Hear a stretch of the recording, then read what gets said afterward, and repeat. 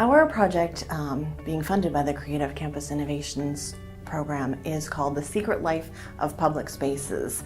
It's a cross-disciplinary collaboration between professors in architecture, landscape architecture, engineering, dance, and the idea is to reinvigorate people's awareness of the public spaces through which they travel.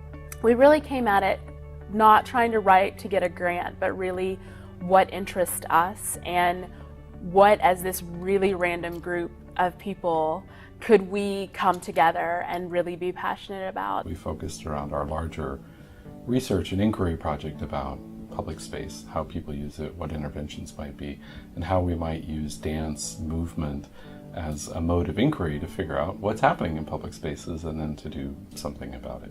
We hope to make some kind of environment that will have machines as part of the dance or as part of the dance environment. So we're looking forward to working in architecture to making active objects and then bringing a landscape perspective to making active topography. Either topography that literally moves or topography that has some sort of cues in it that encourage you to move around in some way. Our artistic partner in all of this is Diavolo Dance Theater from Los Angeles, California. So there are two key elements to the final product of all of this. One of them is the Diavolo performance itself, which will happen in Eisenhower. Normally, of course, they perform on a proscenium stage with no dimension to it, and we're asking them just to consider the notion of topography and what does that do when one is dancing on a structure.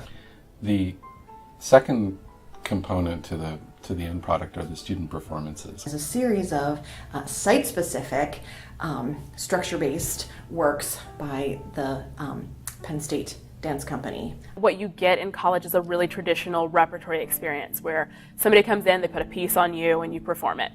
And so for them to have a voice in the collaboration and get to help make their own work and have an opportunity to talk with the engineers and talk with the architects and have a voice in sort of their own performance is amazing. I think that it will have impacts on each of the students in each of the partner departments in a different way. We'll have architecture students involved with landscape architecture students and dance students. Their idea is primarily going to be focused on collaborating with the dancers and seeing how something that they make, whether it's machine or an architectural machine or a ritual machine, how those things enhance the movement or the expression of the dancer. I think we just remain so tied up in our disciplinary silos that we don't venture out a whole lot. But some of the most interesting problems, even from an engineering perspective, I think will come when we are out there talking to people from various disciplines. I think what happens is that identity while you're in school is really strongly tied to your major, especially in our professional degree programs where all you're doing for 5 years is largely your major and you don't have that many opportunities to go outside of it.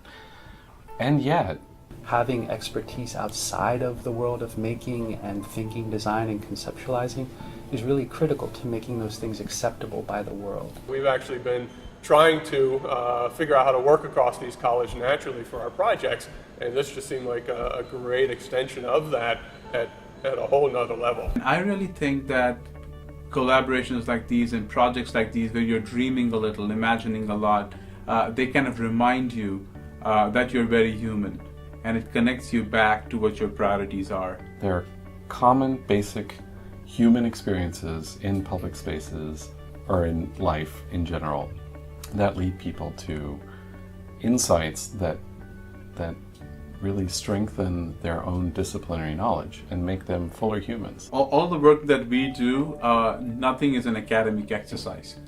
It all, at the end of the day, has to create value. Otherwise, it doesn't make sense trying to teach something. If you don't know how to look at the world in that kind of multidisciplinary way, then you're left with only a simple answer, like, I'm going to design a thing, and that thing is going to work. And if people don't do that, then that's their fault and not mine. And that's what we're trying to get around.